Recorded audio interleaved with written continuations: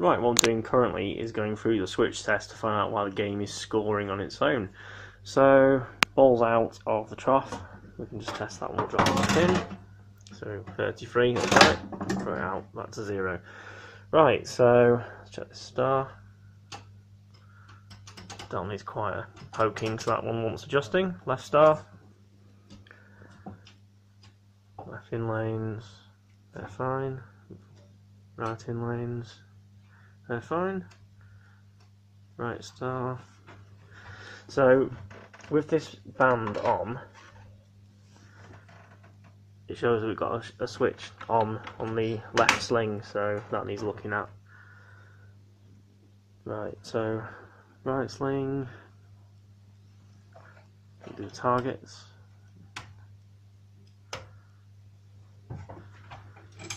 And we've got the star, rollovers, top pop bumper, kick out hole here, right pop bumper, nothing from the left pop bumper. This star here does kind of work, but that wants adjusting, and this switch is missing. Also, that mechanism's a bit horrible. Let's try drops. So that's red.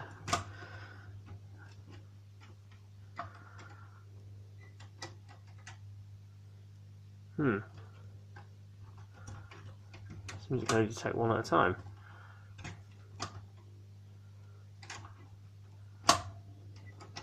Not detecting the yellow.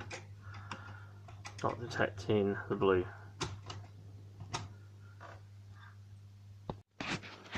Right, so the game's correctly in attract mode and it's got credits. Let's see if we can actually start a game. Okay, so the crazy scoring has stopped. We need to manually throw the ball out and we'll plunge the ball.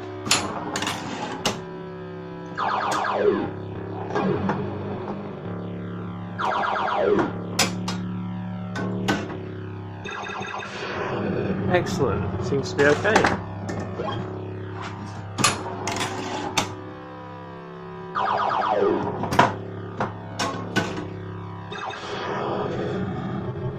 Alright, so that's kind of working. Let's just get rid of it, see if it goes into game over mode.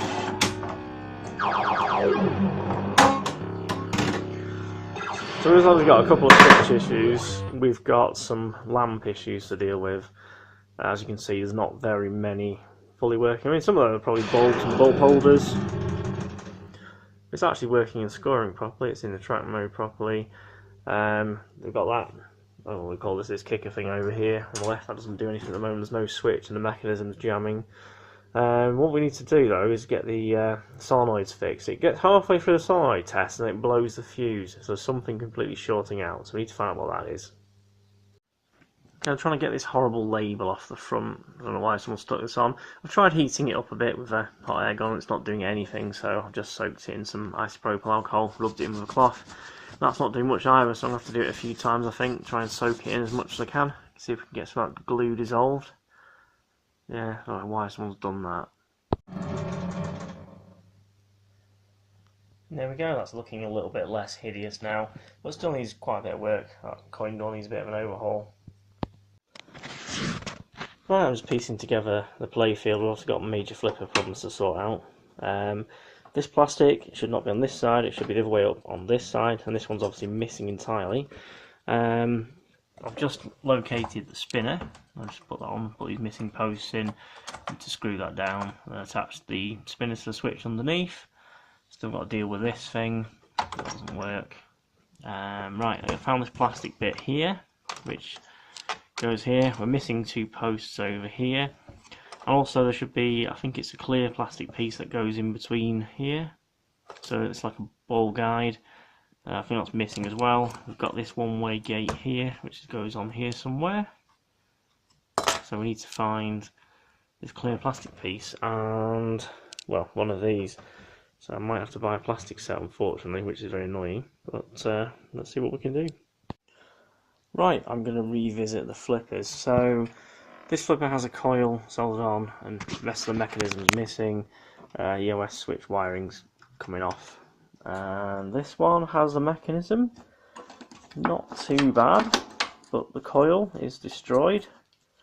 There's bits of the plastic tabs here, so we need to get that all off and solder on a new coil, and then we need to find a mechanism for this half.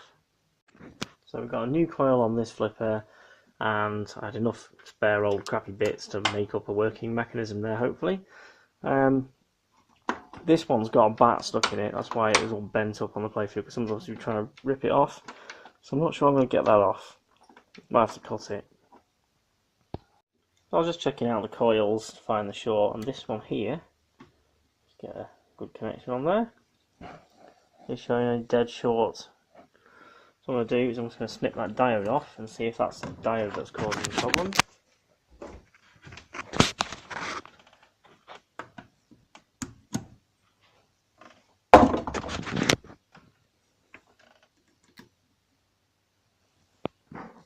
Yep, it was the diode. Diode was shorted.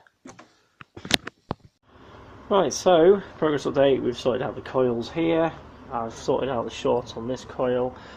I put new diodes on the coils that were blowing the transistors before. Done a bit of tidying up, done some switch cleaning to hopefully improve the switches. I'm just about to go through the bulbs now and see if we can sort some of those out as well. So hopefully the next time I power this up, it should be in a lot better condition than it was.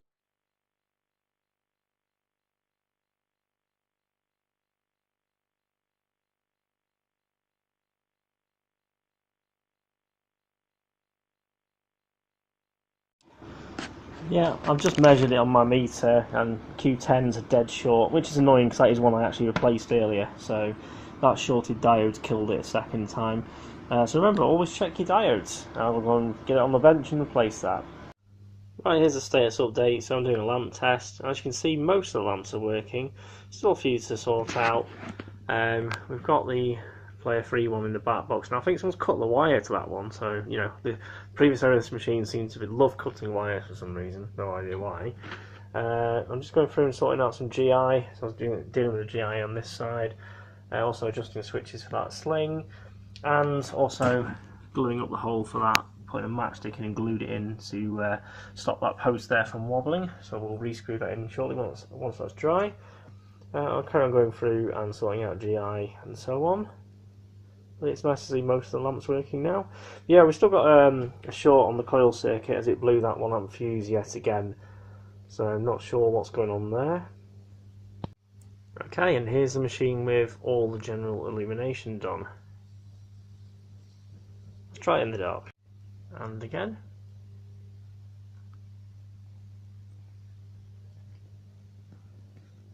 Not looking too bad. Oh, we've got smoke again. What's going on now? Ugh, where's it coming from? Oh, it smells horrible. I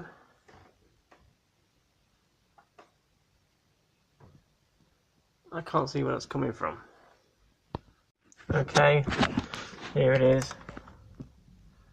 Q25 has melted.